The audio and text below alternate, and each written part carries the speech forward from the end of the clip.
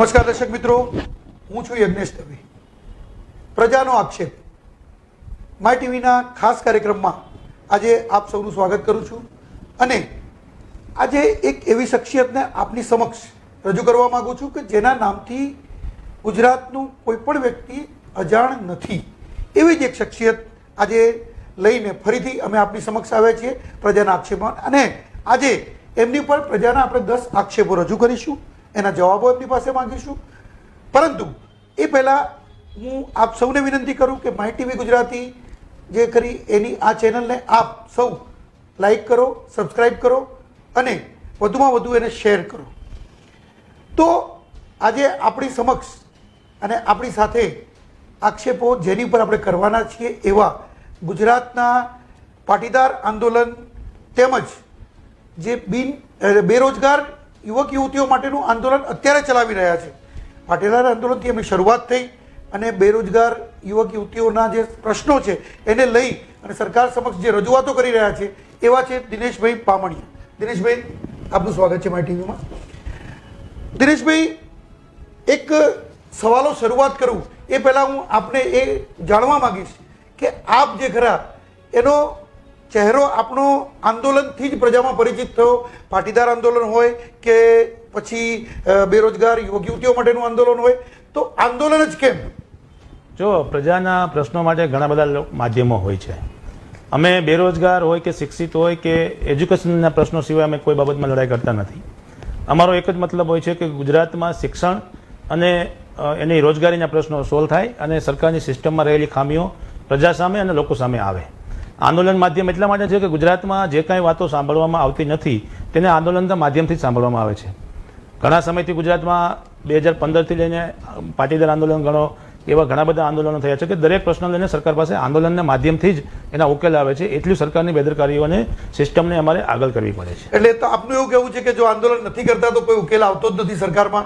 અને ભારતીય જનતા પાર્ટીની જે સરકાર કરી એ આંદોલન વગર માનતી જ નથી. જેમ કોંગ્રેસની સરકાર પહેલાં આંદોલન વગર માનતી નહોતી, પણ કોંગ્રેસની સરકાર તો આંદોલન કર્યા પછી પણ નથી માનતી. અને આપણે ખ્યાલ હશે કે માધવસિંહ વખતે ભડકે બાળ્યા ગુજરાતના પણ દાખલા છે, અને છતાં પણ સરકારે નમતું નહોતું જોયું. તો શું ભારતીય જનતા પાર્ટીની સરકાર જે કરી એ આંદોલનથી માને છે, એવું માનવું છે તમારું? ગુજરાતમાં જે પ્રશ્નો અત્યારે બની રહ્યા છે, આપ જોવો છો કે રજૂઆતના પ્રશ્નો ઘણા બધા હોય છે. સરકાર પાસે જવાના માધ્યમો હોય છે, આવેદનપત્રો આપવાના હોય છે.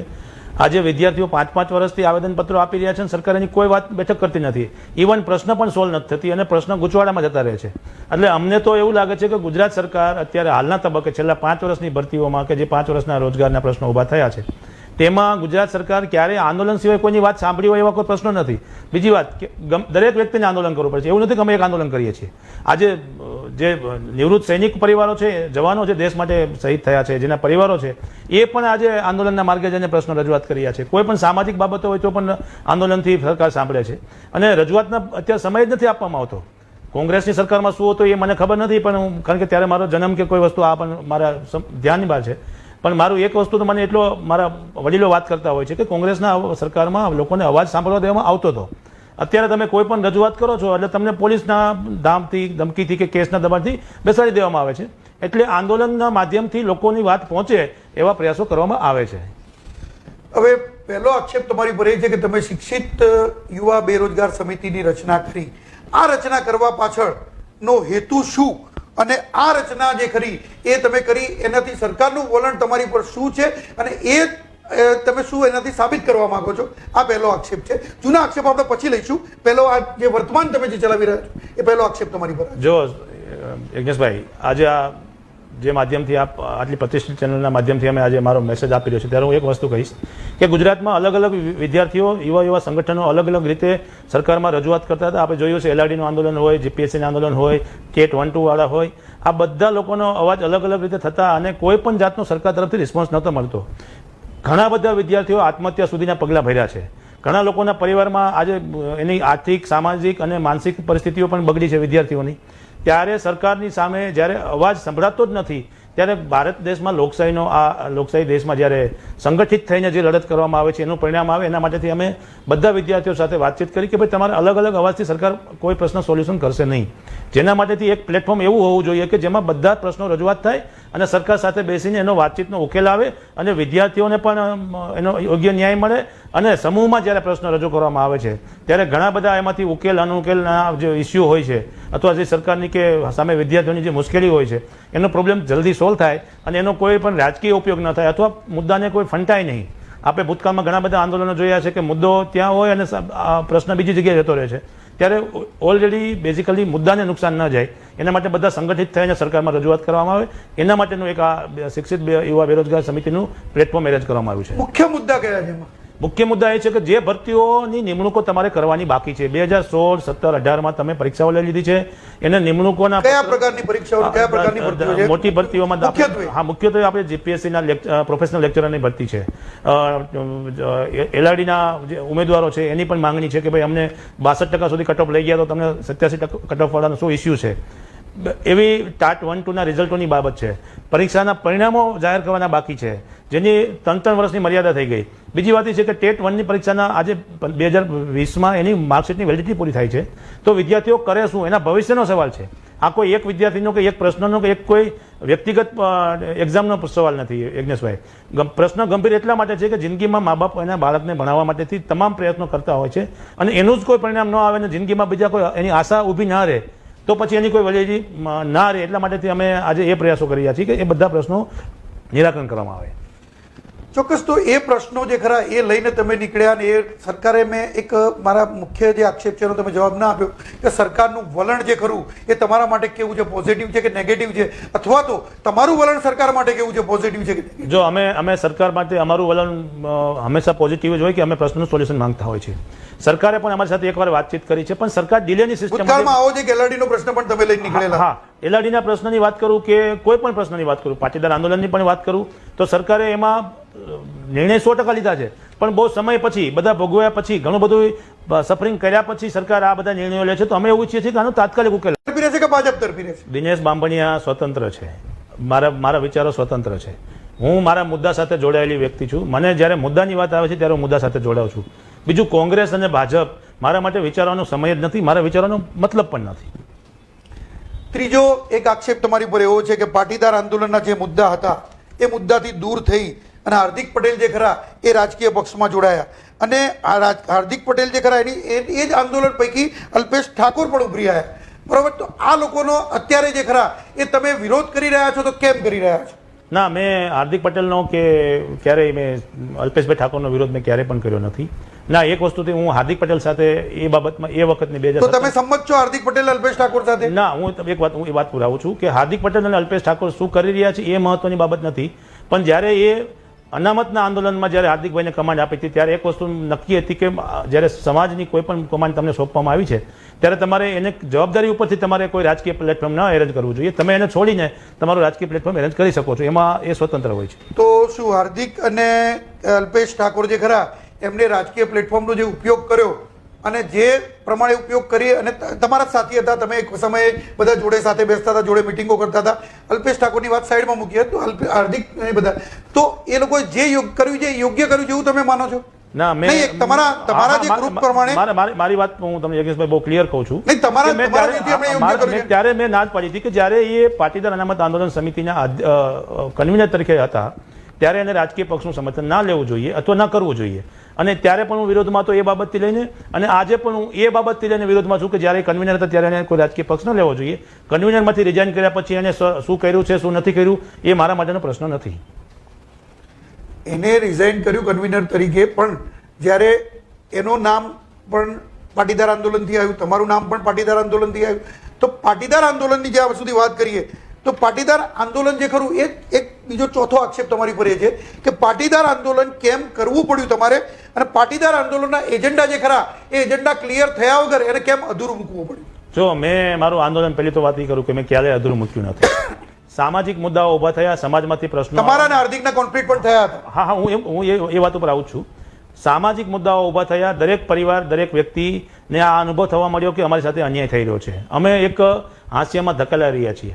સામાજિક પાટીદાર આંદોલન ઊભું થયું, સામાજિક સંગઠનો ઊભા થયા અને સામાજિક માંગ કરવામાં આવી ત્યારે દરેક ઘરમાં આ પ્રશ્ન હતો. ત્યારે એ પણ ખબર નહોતી કે હાર્દિક પટેલ કોણ છે, દિનેશ બાંભણિયા કોણ છે અથવા પાટીદાર અનામત સમિતિ કોણ છે. જ્યારે જીએમડીસીમાં લોકો જ્યારે ભેગા થયા ત્યારે એક જ વાતનો મધ્યમ હતો કે ભાઈ અમને અન્યાય થઈ રહ્યો છે અને તમામ સમાજો કોઈ પણ નામ વગર બેનર પાટીદાર સમાજના નામથી આવેલા હતા. બીજી બાબત એ છે કે મારે અને હાર્દિકને જે મતભેદ થયા એવા પાટીદાર આંદોલન સમિતિમાં ઘણા બધા લોકોને ઇન્ટરનલી, કારણ કે આવડો મોટો સમુદાય છે. તમારા હાર્દિકના મતભેદ જે ખરા દિનેશભાઈ એ મુખ્ય ત્યારે જોવામાં આવ્યા ત્યારે મીડિયામાં ત્યારે પણ કે જ્યારે હાર્દિક પટેલ જે ખરા એ રાહુલ ગાંધીને મળવા ગયા દિલ્હી, ત્યારે તમે અહીંયા એનો વિરોધ કર્યો હતો કે રાહુલ ગાંધીને મળવા ગયા એ ખોટું કરી રહ્યા છે. આ તમે વિરોધ કર્યો હતો ને મીડિયામાં, એની પણ નોંધ લેવાઈ હતી. તો એ શું મુદ્દો હતો? મારો મુદ્દો ત્યારે જ હતો કે જ્યાં સુધી ભારતીય જનતા પાર્ટી સાથે અમે માંગતા હતા અને એ પ્રશ્નનો મુદ્દાનું સોલ્યુશન વિપક્ષને ફાયદો થતો હતો, પણ વિપક્ષે જ્યાં સુધી અમારી માંગણી ન સ્વીકારી જોઈએ, અમારી માંગણી નથી સ્વીકારી, ત્યાં સુધી કોઈ પણ પક્ષને સમર્થન કરવું એ પાટીદાર આંદોલન સમિતિનો ગોલ ન હતો. ફક્ત ને ફક્ત ગોલ એ હતો કે સિસ્ટમ સામેની લડાઈ હતી. ભારતીય જનતા પાર્ટીના આગેવાનો કે સરકારની સત્તામાં બેઠેલા લોકોએ અમારા બાળકો ઉપર, અમારા સમાજ ઉપર જે અત્યાચાર કર્યો તેને લઈને અમે ભારતીય જનતા પાર્ટીનો વિરોધ 100% કરી રહ્યા હતા. પરંતુ કોંગ્રેસ અમારી વાત સ્વીકારે નહીં અને એને કોઈ પણ કારણસર વગર સમર્થન આપવું એ વાતનો મારો વિરોધ હતો અને આજે પણ છે. ચોક્કસ આપણે દિનેશભાઈ પાસે બીજી વાત પણ જાણીશું, બીજા આક્ષેપો પણ એમની પર જે પ્રજાના છે એ પણ જાણીશું. પણ ત્યાં સુધી આપણે એક નાનકડો બ્રેક લઈએ. ક્યાંય ન જતા ફરીથી પાછા અમે હાજર થઈએ છીએ એક બ્રેક બાદ.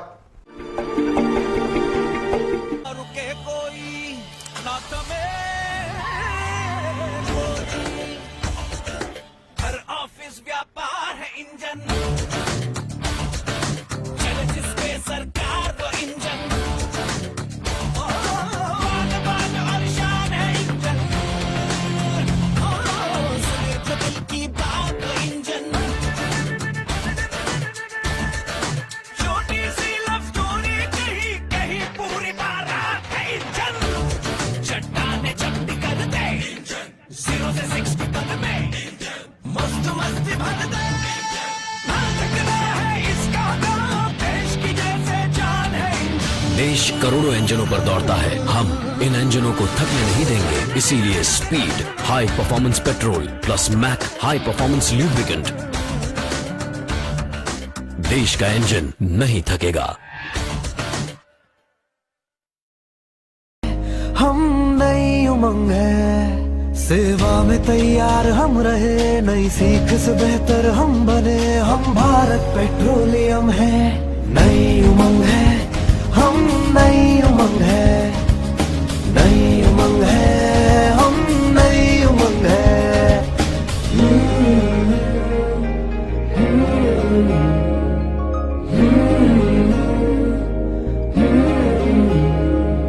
सुरक्षित हमारा हर कदम, हम नई सोच का दर्पण, विश्वास की हम पहचान है, करते मुश्किल आसान है, हम हर पल सबके संग है.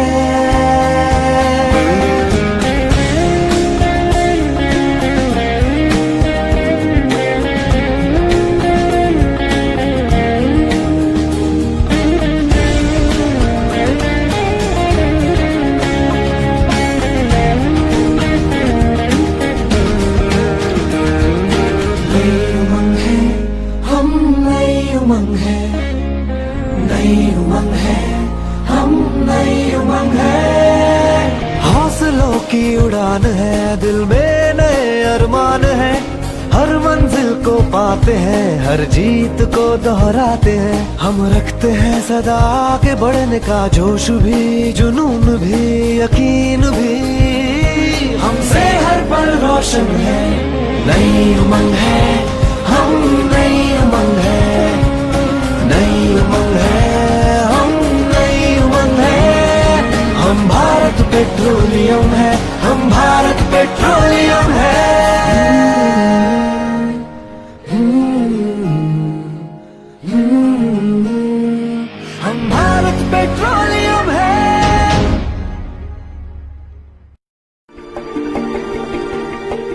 નમસ્કાર દર્શક મિત્રો, બ્રેક બાદ ફરીથી અમે હાજર છીએ પ્રજાના આક્ષેપો દિનેશ બામણિયા ઉપર. દિનેશ બામણિયા જે પાટીદાર અનામત આંદોલનથી જેમનો નામનો ઉદ્ભવ થયો અને અત્યારે યુવાનોના, બેરોજગાર યુવાનોના પ્રશ્નોને લઈ અને સરકાર સમક્ષ તેઓ આંદોલન ચલાવી રહ્યા છે, વાચા આપી રહ્યા છે એમના પ્રશ્નોને, એવા દિનેશભાઈ બામણિયા. એની સામે આપણે અત્યાર સુધીમાં 3 આક્ષેપ મૂક્યા. ચોથો આક્ષેપ દિનેશભાઈ ઉપર છે અત્યારે કે પાટીદાર આંદોલન કેમ કરવું પડ્યું, પાટીદાર આંદોલનનો શું હતો એજન્ડા. પાટીદાર આંદોલનનો એજન્ડા એ જ હતો યજ્ઞેશભાઈ કે પાટીદાર સમાજને થતા અન્યાય, મેરિટેશન માર્ક્સવાળા વિદ્યાર્થીઓના એડમિશન, નોકરી અને જે પ્રશ્નો હતા તેને લઈને દરેક પરિવારમાં ઇસ્યુ જ હતો. અમે ક્યારેય પણ એવું નથી કીધું કે બીજા સમાજોને ન આપો અથવા બીજા સમાજનો અમે ક્યારેય વિરોધ કર્યો નથી કે બીજી કોઈ ST SC OBC રિઝર્વેશન કોટનનો પણ અમે ક્યારેય વિરોધ નથી કર્યો. અમારી માંગણી એવી હતી કે જે સમાજને અન્યાય થઈ રહ્યો છે, જે અમારા વિદ્યાર્થીઓ આજે માઇગ્રેશન કરી રહ્યા છે ફોરેનથી માંડીને બધી જગ્યાએ, અને ખાસ કરીને પાટીદાર સમાજમાં 2 વર્ગ છે. એક છે મધ્યમ વર્ગ, એક છે મોટો ગરીબ વર્ગ. જે મધ્યમ વર્ગ અને જે સંયુક્ત વર્ગ છે, જે લોકો ફાઇનાન્શિયલી જે કેપેબલ છે, એના સિવાયનો એક વર્ગ ગામડામાં રહીને આજે ઘણી બધી મજૂરી અને ઘણી બધી આર્થિક અને સામાજિક તકલીફોનો ભોગ બની રહ્યો છે. તો એના માટે રિઝર્વેશનનો પ્રશ્ન સૌથી મોટો ઊભો થતો હતો અને એની માંગણી અમે એ પ્લેટફોર્મથી અમે કરી અને આખા ગુજરાતના તમામ વિદ્યાર્થીઓ અથવા તમામ પરિવારોને આ અસર કરતા પ્રશ્ન હતો એટલે તમામ લોકો જોડાયા હતા. બીજી બાબત તમે આપે કીધી કે ભાઈ પાટીદાર આંદોલન સમિતિનો એજન્ડા શું હતો. ફક્ત એક જ વાત હતી કે પાટીદાર સમાજ હોય કે અન્ય કચડાયેલા કોઈ પણ વર્ગને જ્યારે અન્યાય થતો હોય કોઈ વસ્તુને લઈને સમયના અંતરે, સમયના સંજોગો પ્રમાણે, તો એને ન્યાય મળવો જોઈએ અને એ માંગણીના આધારે અમે પાટીદાર અનામતની માંગણી કરી રહ્યા હતા. એક પેટા પ્રશ્ન પણ મારો છે કે તમે જે તે સમયે આંદોલન મધ્યમાં પહોંચ્યું કે પૂર્ણ થવા આવ્યું કે પૂરું થઈ ગયું કે આંદોલનનો એજન્ડા સોલ્વ નથી થયો કે થયો, પરંતુ જેની મહત્વકાંક્ષાઓ પૂરી થઈ ગઈ, આવી જ મહત્વકાંક્ષાઓ કદાચ જે ખરી એ હાર્દિકની પણ પૂરી થઈ અને બીજા લોકોની પણ પૂરી થઈ, તો તમે જે તે વખતે હાર્દિકનો વિરોધ કર્યો તો અલ્પેશ કથિરિયાનો વિરોધ કેમ નહીં? અલ્પેશ કથિરિયાએ ક્યારેય કોઈ રાજકીય પક્ષનું સમર્થન જાહેર કર્યું નથી. બીજી બાબત એ છે નહીં, અલ્પેશ કથિરિયાના જે એના વર્તન અને જેના માટે આજે આખા ગુજરાતમાં દરેક લોકો એની પર ફિટકાર વરસાવી હતી, એની વાણી, વર્તન, દરેક વસ્તુ માટે. જો હું ત્યારે એક એપિસોડને વાત કરીશ કે જ્યારે કોઈ વ્યક્તિના પરિવારને ટોર્ચર કરવામાં આવે છે, એ એપિસોડને પાસ કરવામાં નથી આવ્યો અને ફક્ત કટ કરીને જે એપિસોડ બન્યો છે એને જ પ્રેઝન્ટ કરવામાં આવ્યો છે. હું અલ્પેશ કથિરિયા સાથે આંદોલનમાં સૌથી વધારે નજીક જોડાયેલો વ્યક્તિ છું. અલ્પેશ કથિરિયા સાથે દરેક વાતનો અને એના પરિવાર સાથે પણ હું જોડાયેલો વ્યક્તિ છું. ગુજરાતની સુરતમાં કોઈ પણ અથવા પાટીદાર આંદોલન સમિતિના કોઈ પણ સભ્યને ક્યારે અલ્પેશ માટે પૂછવામાં આવે ત્યારે આવું વર્તન શક્ય નથી, એ વાત એના મોઢાથી પહેલી નીકળે. પરંતુ જે પોલીસનું વર્તન હતું, જે એના પરિવારને ટોર્ચર કરવામાં આવ્યું, જે એના ઘરને ટોર્ચર કરવામાં આવ્યું, એની બેનના મેરેજ હતા એને ઘરે બોલાવીને જે પોલીસે વ્યવહાર કર્યો હતો, એ વાતનો જે કચવાટ ઊભો થયો. અને બીજું કે અલ્પેશ સાથે શું બન્યું છે એનું કોઈ પ્રેઝન્ટેશન કરવામાં નથી આવ્યું, ફક્ત અલ્પેશે શું કર્યું છે એ પ્રેઝન્ટ કરવામાં આવ્યું છે. એક વાત છે કે જ્યારે આક્રોશ અને આવેશમાં જે વસ્તુ બની છે એની સાથે એના કરતાં એના બીજા તમામ પાસાઓનો પણ અભ્યાસ તમામ લોકોએ કરવો જોઈએ. એટલે નેગેટિવિટી તો અલ્પેશ કથિરિયા માટે જે કરી એ હતી જ, પ્રજામાં જે એના લીધે ફેલાઈ, પરંતુ અલ્પેશ કથિરિયાને હીરો બનાવવાની અંદર દિનેશ બામણિયાનો ફાળો મોટો છે એવું કહી શકાય? જો કોઈ વ્યક્તિને કોઈ હીરો બનાવી શકતું નથી. અલ્પેશ કથિરિયાના પોતાના ગુણ છે, અલ્પેશ કથિરિયાની પોતાની સ્કિલ છે અને અલ્પેશ કથિરિયા જે સમાજ માટે કરી રહ્યો હતો, જે લોકો માટે કરી રહ્યો હતો, તેને લઈને અલ્પેશ કથિરિયા હીરો બને છે. કોઈ પણ વ્યક્તિને હીરો કે ઝીરો બનાવનાર અમે લોકો હોતા નથી ક્યારેય. બીજું છે કે હમણાં જ દિનેશભાઈ બામણિયાએ એક વાત કરી કે પાટીદાર આંદોલનની શરૂઆત થઈ અને એમાં અનામતથી વંચિત લોકો માટે પણ એને પ્રાધાન્ય આપવામાં આવ્યું કે જે લોકોને અનામત નથી મળતી અને બિન અનામત વર્ગમાં આવે છે એના માટેનું આ આંદોલન હતું. તો પ્રજાનો 5 નંબરનો આક્ષેપ દિનેશભાઈ બામણિયા આપની ઉપર એવો છે કે તમે પાટીદાર આંદોલન એટલે માત્ર જ્ઞાતિવાદી આંદોલન કર્યું, પાટીદાર આંદોલન સમિતિની રચના કરી, માત્ર પાટીદાર અનામતની વાત કરી, બીજી કોઈ જ્ઞાતિની વાત નથી કરી. તમારી જે સમિતિ હતી એમાં બીજી કોઈ જ્ઞાતિને પ્રાધાન્ય નથી આપ્યું, કોઈ જ્ઞાતિને સાથે લઈને ચાલ્યા નથી. આ નિર્ણય જે ખરો એ તમારો હતો કે આખી સમિતિનો હતો? જો યજ્ઞેશભાઈ, દરેક સમિતિ વખતે જ્યારે આંદોલનની શરૂઆત થઈ ત્યારે હું તમને નામ આપીશ કે પાલનપુરમાં બ્રહ્મ સમાજ, ડીસામાં રાજપૂત સમાજ, કચ્છમાં ક્ષત્રિય સમાજ, જામનગરમાં અને ભાવનગરમાં તમામ જગ્યાએ બધા સમાજોએ અમને સમર્થન આપ્યું. આ આંદોલન સમિતિનું નામ પાટીદાર આંદોલન સમિતિ કેમ આપવામાં આવ્યું? બિન અનામત વર્ગનું કેમ પ્રાધાન્ય અને એમાં તમારી સમિતિમાં કેમ લેવામાં ના આવ્યા? એક મિનિટ, હું તમને એ જ વાતનો જવાબ આપું છું કે જ્યારે પાટીદાર આંદોલનની શરૂઆત થઈ ત્યારે ગુજરાતમાં પાટીદાર આંદોલનની શરૂઆત 100% થયેલી અને તમામ સમાજો સાથે મળીને અમે વાતચીત પણ કરેલી અને આવ્યું હતું. પણ તમે ત્યારને ગુજરાત સરકારનો પ્રતિભાવ અને ગુજરાત સરકારની સિસ્ટમ તમે જોઈ હશે કે કોઈ પણ સમાજના લોકો જ્યારે બહાર નીકળતા એમ તમે તો પાટીદાર સમાજની વાત કરો છો, પાટીદાર સમાજના પણ ઘણા વર્ગો એવા હતા અંદરની સાઈડ કે જે લોકોને સામે આવવામાં સરકાર પ્રેશર કરી હતી, દબાણ કરી હતી. બીજું કે બધા સમાજોએ એમને સાથ સહકાર ના આપ્યો હોત અને તો પાટીદાર આંદોલન શક્ય હતું નહીં. પાટીદાર આંદોલનમાં તમામ સમાજનો સાથ મળ્યો છે, ચાહે એસટી એસસી ઓબીસી હોય કે બિન અનામતના તમામ સમાજો હોય. ત્યારે જ અમારી મુવમેન્ટ ચાલી છે. અમે વારંવાર જાહેર મંચ ઉપરથી કીધું છે કે તમામ સમાજનો આભાર માનીએ છીએ કે તમામ સમાજોના સાથ સહકારથી ગુજરાતમાં વર્ગ વિગ્રહ ન થયો. તમામ સમાજે અમારી વાતને સાચી માની અને કીધું કે ના, આ સમાજ જે માંગી રહ્યો છે તે વ્યાજબી માંગ છે.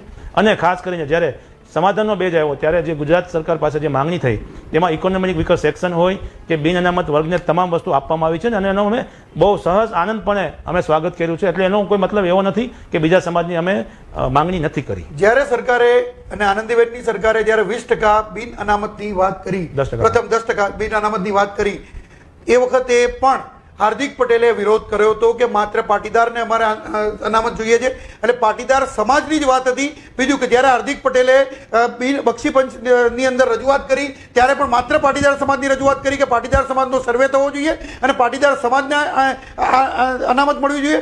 બીજા કોઈ પણ સમાજનો ક્યાંય આવરી લેવામાં નથી આવ્યો. એના કારણે દિનેશભાઈ આ આંદોલન જે તમારું ખરું એ થોડુંક લૂલું પડ્યું એવું તમને નથી લાગતું કે જેના કારણે જો તમે બધા જ સમાજોને સાથે રાખ્યા હોત તો આનો ફરક પડ્યો હોત? યજ્ઞેશભાઈ, આપની વાત સાથે હું બિલકુલ સહમત છું કે બધા સમાજોએ સાથે આવવાની જરૂર હતી અને સમાજે કરવાની જરૂર હતી. અમે ઘણા બધા પ્રયાસો કર્યા હતા પણ સમય સંજોગો જે બન્યું તેમાં કોઈ સમાજનો કે કોઈ વ્યક્તિ નહીં. એના પછી દરેક સમાજના આંદોલનો શરૂ થયા હતા. બ્રહ્મ સમાજનું હતું, રાજપૂત સમાજનું, દરેક સમાજે શરૂ કર્યા, પણ તમે સાથે કોઈને નહોતા રાખ્યા. યજ્ઞેશભાઈ, હું એ જ વાત ઉપર જઈ રહ્યો છું કે તમામ પ્રયાસો કરવા છતાં ક્યાંક ને ક્યાંક સંજોગો વસાવે એ પ્રશ્ન સફળ નથી થયા. પરંતુ જ્યારે બિન અનામત સમાજની વાત આવી ત્યારે પણ અમે આંદોલન કરીને એ નિર્ણય આપનો હતો બધાને સાથે નહીં લેવાનો? પાટીદાર આંદોલન સમિતિમાં કોઈનો વ્યક્તિગત નિર્ણય ક્યારે ચાલતો જ ન હતો. તમામ લોકો સાથે મળીને નિર્ણય લેવામાં આવતો હતો. બીજી આપણે વાત કરી કે ભાઈ બિન અનામત આનંદીબેન વખતે શું બન્યું. EWS નું જ્યારે જાહેરાત કરવામાં આવી ત્યારે ભારતીય જનતા પાર્ટીના કાર્યાલયથી જાહેર કરવામાં, સરકાર દ્વારા જાહેરાત કરવામાં નહોતી આવી. બીજું 8 દિવસના કેબિનેટ ઠરાવ પછી પણ જ્યારે એસેમ્બલીમાં લેવાની વાત આવી અને ગુજરાત હાઈકોર્ટમાં સ્ટેન્ડ થયું ત્યારે પણ અમે કીધું હતું કે આનો ગેજેટ બહાર પાડવામાં આવે, ગેજેટ બહાર પડ્યા પછી આ વસ્તુ કરવામાં આવે. પણ પાર્ટીના ઇન્ટરનલી કોઈ પણ વિખવાદના લીધે એ ભારતીય જનતા પાર્ટીની કાર્યાલયથી એ જાહેરાત કરવામાં આવી. બીજી બાબત તમે કીધું કે બિન અનામત આયોગ ઓબીસી કમિશનમાં ક્યારે અમારી અરજી લેવામાં આવી જ નથી. અમને ક્યારે અંદર જવા દેવામાં આવ્યો નથી. અરજી આપનાર હું હતો ત્યારે તો હાર્દિક રાજસ્થાનમાં હતો. અમે લોકો ગયા, અમને બહારથી ઉઠાવી લેવામાં આવ્યા હતા. અમે કોઈ પણ જાતની અરજી અમારી ક્યારેય પણ ગુજરાત ઓબીસી કમિશનમાં વ્યક્તિગત પાટીદાર આંદોલન સમિતિની સ્વીકારવામાં આવી નથી. પરંતુ જ્યારે માંગણી કરવામાં આવી હતી ઓબીસી પંચ સમક્ષ તો એ જ કરવામાં આવી હતી કે પાટીદાર સમાજનો સર્વે કરવામાં આવે ને પાટીદાર સમાજને આંદોલનની જરૂરિયાત છે. તો શું એના ઉપરથી નથી લાગતું કે તમારી જે સમિતિ ખરી એણે એક જાતનો વર્ગ વિગ્રહ ઊભું કરવાનું કામ કર્યું? સરકારે જો કે એને સેટલ કર્યા હશે કે બિન અનામત વર્ગને બધાને આપ્યું, પણ માત્ર એક જ વર્ગનું વાત લઈ અને જો તમે નીકળ્યા તો એનાથી વર્ગ વિગ્રહ ઊભો થાય એવું તમને નથી લાગતું કે આ વર્ગ વિગ્રહનું કામ તમે કર્યું? આ છઠ્ઠો તમને આ પર આક્ષેપ છે? ના, અગ્નેશભાઈ, એવો કોઈ સવાલ જ ઊભો નથી થતો. કારણ કે હું તમને કહું કે જ્યારે સરકાર સાથે સમાધાન થયું ત્યારે સરકારે બહુ સ્પષ્ટ કીધું હતું કે પાટીદાર સમાજ માટે કરીએ કે બધા સમાજો માટે કરીએ. ત્યારે અમે સ્પષ્ટ કીધું હતું કે બધા સમાજોનો લાભ મળે અને બધી વસ્તીઓના કારણે જેટલો વસ્તીઓ છે એના મુજબ મળે. તમે પાટીદાર સમાજ માટે એકલા માટે કરશો એવું અમારી કોઈ માંગણી ક્યારે અમે કરી જ નથી. સ્વાવલંબન યોજના હોય, બિન અનામત આયોગ હોય કે જ્યારે સરકારે યોજનાઓ જાહેર કરી અથવા 10% EWS સેન્ટ્રલ ગવર્મેન્ટે પોલિસી બહાર પાડી પણ એમાં અમે ક્યારેય એવો વિરોધ નથી કર્યો કે ના અમને સ્વતંત્ર આપો. નહીં, 10% EWS ની પોલિસી જ્યારે આનંદીબેને શરૂઆતમાં આપી ત્યારે પણ તમે વિરોધ કર્યો હતો. ના, અમે હાર્દિકે વિરોધ કર્યો હતો કે મારે પાટીદાર અમારો જે મુદ્દો છે એ પાટીદાર સમાજને અનામતનો મુદ્દો છે અને પાટીદાર સમાજની અનામતનો મુદ્દો જે ખરો એ અમારો સોલ્વ થતો નથી એટલે અમે આ મુદ્દાનો વિરોધ કરીએ છીએ. અને એ વખતે આનંદીબેને જે આપ્યું એનાથી એને તમે લોલીપોપ શબ્દ પણ વાપર્યો હતો અને ઘણા બધા શબ્દો તમારા સમિતિ દ્વારા વાપરવામાં હતા અને તમારા સમિતિના સદસ્યોએ વાપર્યા હતા. ના, એ વાતમાં હું જરાય સહમત નથી યજ્ઞેશભાઈ. કારણ કે EWS જ્યારે 10% જાહેર કરવામાં આવ્યું ત્યારે અમારો કોઈ પણ જાતનો એવો વિરોધ નહોતો. અમારો વિરોધ જે લોલીપોપ નહોતો એ સ્વાવલંબન યોજના વખતે હતો કે એનું પેકેજ અમને ઓછું પડતું હતું. બીજી બાબત એ છે કે તમે જે કીધું 10% EWS માં અમે વિરોધ 100% કરેલો પણ એને કોન્સ્ટિટ્યુશનમાં બંધારણમાં જોગવાઈ અને આર્ટિકલ 31માં લઈ જવાની વાત કરી હતી અથવા 9 શેડ્યુલમાં લઈ અને ગેઝેટ બહાર પાડવાની વાતનો અમે વિરોધ કરેલો.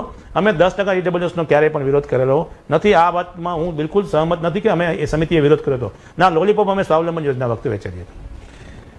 અનામત આંદોલન સમિતિ, પાટીદાર અનામત આંદોલન સમિતિની જે તમે રચના કરી, આ એક પેટા પ્રશ્ન છે મારો કે પાટીદાર અનામત આંદોલન સમિતિની જે રચના કરી જેની અંદરથી પાછળથી વરુણ પટેલ, રેશમા પટેલ એ બધા ઉમેરાયા અને શરૂઆતની જે તમારી જે સમિતિ હતી એ સમિતિમાંથી અમુક લોકો છૂટા પડ્યા. આ પાછળનું કારણ શું? આંતરિક વિવાદો હતા કે પછી હાર્દિકની એક જાતની સરમુખત્યારશાહી હતી? જો આમાં સમાજનો પ્રશ્ન હતો, આમાં કોઈ વ્યક્તિની સરમુખત્યારશાહી કે કોઈ આંતરિક વિખવાદોનો સવાલ નથી. કોઈ પણ આંદોલનની શરૂઆત થતી હોય છે, આપણે ઘણા બધા આંદોલન જોયા હશે કે જ્યારે આંદોલનની શરૂઆત થતી હોય ત્યારે શરૂઆત કરનાર પણ લોકો અલગ હોય છે અને પૂરું થાય ત્યારે પણ લોકો. ભારતને આઝાદ કરવાની ચળવળ કોને ચાલુ કરી હતી, ક્યારે ચાલુ કરી હતી અને ક્યારે પૂરી થઈ, આપ જોવો છો. એટલે આ બધા પ્રશ્નો એવા છે કે એમાં દરેક પોતપોતાની અનુકૂળતા, સંજોગો અને કદાચ મતભેદો હોઈ શકે અથવા વિચારભેદ થાય અથવા જ્યારે મુદ્દો સમજાય અથવા ન સમજાય ત્યારે પણ આવા વિવાદો થતા હોય છે અને એ દરેક આંદોલનનો ભાગ હોય છે. એ કોઈ નવીન બાબત મને લાગતી નથી. પાટીદાર સમાજનું આંદોલન હોય કે બિન અનામત વર્ગના જે વિદ્યાર્થીઓ છે કે જે લોકો બેરોજગારો છે કે શિક્ષિત બેરોજગારો જેને કહી શકાય, અને જે લોકોની સરકારમાં પરીક્ષાઓ લેવાઈ ગઈ છે અથવા તો નિમણૂક નથી મળતી અથવા તો જે નિમણૂક મળે છે તો એમને એમાં ક્યાંક ને ક્યાંક અન્યાય થયો છે. આવા બધા અન્યાયોને લઈને ચાલનારા દિનેશભાઈ બામણિયા સાથે આપણે ફરીથી પાછા મળીએ છીએ. મને રજા આપશો એક નાનકડા બ્રેક માટે. આપ ક્યાંય ન જશો, જોતા રહો માય ટીવી ગુજરાતી. નમસ્કાર. કોરોના મહામારી વચ્ચે આપની કારકિર્દી સાથે હવે સહેજ પણ સમાધાન નહીં. જો આપ 12 પાસ હોવ તો ડિસ્ટન્સ એજ્યુકેશનથી યુજીસી માન્ય યુનિવર્સિટીમાં ઘરે બેઠા અથવા તો નોકરીની સાથે BCA, BBA, BSc, BCom અથવા BA કરી ગ્રેજ્યુએટ બનો. જો આપ ગ્રેજ્યુએટ હોવ તો MBA, MCom, MCA અથવા MA ડિગ્રી મેળવીને ડિસ્ટન્સ એજ્યુકેશન દ્વારા માસ્ટર ડિગ્રી મેળવો. MBAમાં આપને મળશે વિશાળ સ્પેશિયલાઇઝેશનની તક, જેમ કે HR management, marketing management, operation management, hospital management, hospitality management, information technology management, production management, international business management. વધુ માહિતી માટે આજે જ સંપર્ક કરો. કોમ્પ્યુટર ટેકનોલોજી ફાઉન્ડેશન, ગુજરાતમાં 40 શહેર તેમજ જિલ્લામાં કાર્યરત. Head office Mangaltirth complex, Dhanidhar, Ahmedabad. આજે જ સંપર્ક કરો અને મેળવો ફ્રી માર્ગદર્શન. ડાયલ કરો 079-266-42280 અથવા 922-777-8181. નમસ્કાર દર્શક મિત્રો, હું છું યજ્ઞેશ દવે. બ્રેક બાદ ફરીથી આપણે એ જ શખ્સિયત કે જેને ગુજરાત આખું એ જાણે છે એવા દિનેશ બામણિયા સાથે પ્રજાના આક્ષેપ લઈને આપણે રજૂ થયા છીએ માય ટીવી ગુજરાતીના ખાસ કાર્યક્રમની અંદર.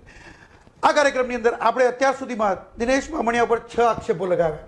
હજી આક્ષેપો બાકી છે અને એ આક્ષેપોમાં હવે 7મો આક્ષેપ આપણે મુખ્ય છે પ્રજાનો આક્ષેપ, કે પ્રજાનો એવો આક્ષેપ છે કે દિનેશ બામણિયા તમે જે મુદ્દા લઈને નીકળો છો એ મુદ્દાની પાછળ તમારી કોઈ મહત્વકાંક્ષા હોય છે રાજકીય, અથવા તો સત્તા મેળવવાની મહત્વકાંક્ષા હોય છે, અથવા તો કોને ફાયદો કરવાની મહત્વકાંક્ષા હોય છે? જો મહત્વકાંક્ષા કરતાં પણ મારે એક ફાયદો દરેક વ્યક્તિની ક્યાંક ને ક્યાંક કોઈક ને કોઈક મહત્વકાંક્ષા હોય છે. યજ્ઞેશભાઈ, હું એ જ વાત ઉપર આવું છું કે મારો ફાયદો 100% છે આમાં, અને હું ફાયદાને લઈને દરેક વ્યક્તિ પોતપોતાની કામ કરતા હોય છે. આમાં મારો ફાયદો એટલો છે કે મારા સમાજને, મારા પરિવારને અથવા મારા ગુજરાતના ભાઈઓ બહેનોને કોઈ પણ જાતનો અન્યાય થાય છે એમાં અન્યાય ન થાય.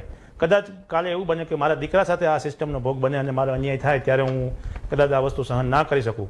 તો આજે જે પરિવારો સહન કરી રહ્યા છે એની સાથે અમે એક કડી બનીએ અથવા અમારી વાતથી એના માધ્યમથી પહોંચાડીએ, એ મારો સ્વાર્થ છે. અને એ સ્વાર્થ મારો એટલા માટે છે કે મારી એક મહત્વકાંક્ષા પણ છે કે ગુજરાતના કોઈ પણ વિદ્યાર્થીઓ કે કોઈ પણ પરિવારો આ સિસ્ટમ અથવા શિક્ષણ નીતિનો કે કોઈ પણ અન્યાયની નીતિનો ભોગ ના બને અને દરેક પરિવાર સુખીથી અથવા સંપત્તિથી અને શાંતિથી પોતાના દીકરાને રોજગારી મળી રહે, પોતાના અભ્યાસનો બદલો મળી રહે અને પોતાની ખર્ચેલી જીવન મૂડીનો દીકરા ઉપર કે એના દીકરી ઉપર અધિકાર જમાવી અને સ્વમાનભેર ગુજરાત સરકારમાં જીવી શકે અથવા ભારતમાં જીવી શકે એવા અમારા પ્રયાસો છે. દર્શક મિત્રો, અત્યાર સુધીમાં જેટલા આંદોલનકારીઓ પાટીદાર આંદોલન સમિતિના રહ્યા એમાં કદાચ એકાદ બેને બાદ કરતા દરેક પર એવો આક્ષેપ લગાવવામાં આવ્યો છે કે વેચાઈ ગયા, કાં તો એની રાજકીય મહત્વકાંક્ષા સંતોષવા જતા રહ્યા, કાં તો એ રાજકીય મહત્વકાંક્ષા કરવા માટે આંદોલનની અંદર આવ્યા હતા. કારણ કે આંદોલનનો મૂળ એજન્ડા જે ખરો એ દિનેશભાઈએ જે પ્રમાણે જણાવ્યું એ પ્રમાણે મૂળ એજન્ડા હજી સુધી પૂરો થયો નથી. માત્ર પાટીદાર સમાજને અનામત આપવાના હેતુસર જે આંદોલન શરૂ કરવામાં આવેલું હતું, પરંતુ સરકારે એમાં ઘણા બધા એમેન્ડમેન્ટ કર્યા કે બિન અનામત વર્ગને, પરંતુ જો એમણે પણ આ બિન અનામત વર્ગને આપવાનું તો બધા વર્ગને સાથે રાખ્યા હોત તો સારું હતું. પરંતુ આ ક્યાંક ને ક્યાંક એમના અંદરના ડખા પણ હોઈ શકે કે જેના કારણે આ થયું. તો મારે દિનેશભાઈ આપને એક સીધો સવાલ પૂછવો છે કે હાર્દિક પટેલ કોંગ્રેસમાં જોડાયા, વરુણ પટેલ ભારતીય જનતા પાર્ટીમાં જોડાયા, કેતન પટેલ ભારતીય જનતા પાર્ટીમાં જોડાયા, રેશમા પટેલ ભારતીય જનતા પાર્ટી, પછી અત્યારે એનસીપીમાં જોડાયા. તો શું પાટીદાર સમાજ જે ખરો એ એનસીપી સાથે જશે, કોંગ્રેસ સાથે જશે કે ભારતીય જનતા પાર્ટી સાથે જશે? પાટીદાર સમાજ એવો બુદ્ધિશાળી સમાજ છે, એવો હોશિયાર સમાજ છે કે એ સમાજ કોઈ વ્યક્તિ સાથે ક્યારે જોડાતો નથી. એ વ્યક્તિના મુદ્દા શું છે, અથવા પાટીદાર સમાજની કોઈ પણ સમાજ જ્યારે મુદ્દા સાથે જોડાયેલો હોય છે એનો બેનિફિટ કોઈ પણ બીજા મુદ્દા સાથે કેટલો મળે છે કેટલો નથી મળતો એ તો સમય બતાવતો હોય છે. હાર્દિક પટેલ શું કરે છે, કેતનભાઈ શું કરે છે કે વરુણભાઈ શું કરે છે એ મહત્વની બાબત નથી. પણ પાટીદાર સમાજ સાથે જોડાયેલા તમામ સમાજો, આજે તમે ગામડામાં જોતા હશો કે પાટીદાર સમાજ હોય તો દલિત સમાજ સાથે જોડાયેલો છે, ઓબીસી સમાજ સાથે જોડાયેલો છે કે શેડ્યુલ ટ્રાઇબલ સમાજ સાથે જોડાયેલો છે. અને દરેક સમાજો એકબીજાને પ્રત્યક્ષી હાથ અને કડી બનીને જીવન જીવી રહ્યા હોય ત્યારે આ કોઈ સમાજનો કે વ્યક્તિનો પ્રશ્ન નથી હોતો, આ મુદ્દા સાથેનો પ્રશ્ન હોય છે. ને જ્યારે હાર્દિક સાથે જોડાયા કે મારી સાથે જોડાયા કે પાટીદાર આંદોલન સમિતિ સાથે લોકો જોડાયા ત્યારે અનામતના મુદ્દા સાથે જોડાયેલા હતા. રાજકીય પાર્ટી સાથે જોડાશે ત્યારે રાજકીય પાર્ટીનો સમર્થન જે હશે તે એને સમયાંતરે બધી વસ્તુ ખબર પડતી હોય છે. ચોક્કસ પાટીદાર આંદોલનના જે ઉદ્ભવેલા નેતાઓ હતા એ બધા જ નેતાઓ ક્યાંક ને ક્યાંક સેટ થયા, અને એને સેટ થયા એનો મતલબ એ કે રાજકારણની અંદર પોતાનું સ્થાન ઊભું કરવા માટે પ્રયત્ન કરી રહ્યા. એની જ સામે જે પ્રમાણે પાટીદાર આંદોલનને ડામવા માટે જે પ્રમાણે અલ્પેશ ઠાકોરે જે અનામત રક્ષક સમિતિ એટલે અનામતને જે ખરી એની કોઈ ટચ ન થાય એટલા માટે એક સમિતિની રચના કરી. પહેલાં ઠાકોર સેના, ત્યારબાદ જે એમણે કરી એ બક્ષીપંચ ઠાકોર સેના, એમણે બધું ભેગું કરી અને અલ્પેશ ઠાકોરે જે કર્યું. અને અલ્પેશ ઠાકોર જે ખરા એ પહેલાં કોંગ્રેસ અને પછી ભારતીય જનતા પાર્ટીમાં જોડાયા. તો શું એ વખતે જે આંદોલનો થયા છે ત્યારે તમે અલ્પેશ ઠાકોરનો વિરોધ કરતા હતા, તો તમારા જ અત્યારે નેતાઓ જે ખરા એ અલ્પેશ ઠાકોરની સાથે ફરી રહ્યા છે, તો શું અલ્પેશ ઠાકોર જે પાટીદાર સમાજને ફાયદો કરાવે કે નુકસાન કરાવે? જો અલ્પેશભાઈએ ક્યારેય અમારા સમાજનો વિરોધ નથી કર્યો, એણે એના પોતાના સમાજને બચાવવા માટે 100% કર્યું છે અને દરેક વ્યક્તિ પોતાના સમાજ માટે કરતો હોય છે. બીજી બાબતની વાત એ છે કે આપણે કીધું કે ભાઈ આ લોકોને શું થયું પાટીદાર આંદોલનના પ્લેટફોર્મથી, વરુણભાઈ હોય, હાર્દિકભાઈ હોય કે કેતનભાઈ હોય કે કોઈ પણ રાજકીય નેતા હોય, અલ્પેશભાઈ ઠાકોર બી હોય, દરેક વ્યક્તિના સમાજના દીકરાઓ કોઈ પણ પ્રગતિ કરતા હોય એમાં સમાજના લોકોને ક્યારેય હું નથી માનતો કે કોઈ દુઃખ હોય અથવા કોઈ શોખ હોય. દરેક વ્યક્તિ પોતાના સમાજના સાથે જોડાયેલા છે અને આંદોલનમાંથી જ ઘણા બધા યુવાનો અથવા નેતાઓ આગળ આવતા હોય છે. અને આજે આપણે જોયું હશે કે હિન્દુત્વની વાત હોય, કોઈ પણ આંદોલનની વાત હોય, જ્યારે નવનિર્માણની બાબતની વાત હોય ત્યારે આ તમામ આગેવાનો આજે સરકારમાં ઘણા બધા લોકો એવા છે કે જે ભૂતકાળ આંદોલન કરી ચૂક્યા છે. અમને એનાથી કોઈ પ્રોબ્લેમ નથી, અમને મુદ્દાથી મતલબ છે કે અમારા મુદ્દાને કોણ વળગી રહે છે એ મહત્વની બાબત છે. તમારા મુદ્દા જે હતા એ મૂળ મુદ્દાઓને બાજુમાં મૂકી અને જેઓ રાજકીય રોટલા શેકવા માટે જોડાયા એવા પ્રજાના આક્ષેપો છે, અને પ્રજાએ જે ખરા એના માટે પૈસાના પણ આક્ષેપો કર્યા કે કોઈ વેચાઈ ગયા અને કોઈ આગે. તો હું એ કહું છું કે જો બધાનો જે એજન્ડા એક હતો અને એજન્ડા પ્રમાણે જો વર્તવાનું હોય તો જે પક્ષ તમારો એજન્ડા માનતો હોય એ પક્ષમાં જોડાવાની જગ્યાએ તમામ લોકો અલગ અલગ પક્ષમાં કેમ જોડાયા? જો આક્ષેપો અને પ્રત્યાક્ષેપોનો ક્યારેય કોઈ સચોટ જવાબ મળતો નથી. મારો આક્ષેપ ક્યારેય એવો નથી કે કોઈ લોકો વેચાયા છે, કોઈ નથી થયા. મતભેદો 100% થયા છે, વિચારો અલગ હશે, અથવા આવડો મોટો સમુદાય છે ત્યારે ઘણા લોકો કોંગ્રેસની વિચારધારા સાથે જોડાયેલા હોય, કોઈ ભાજપ વિચારધારા અને જોડાયા હશે અને જોડાય છે. એમાં મને કોઈ પ્રોબ્લેમ નથી. હું મારા માટે સ્વતંત્ર છું. હું બીજાને શું કરવું શું ના કરવું એ હું ક્યારેય ગાઈડલાઈન આપી શકતો નથી.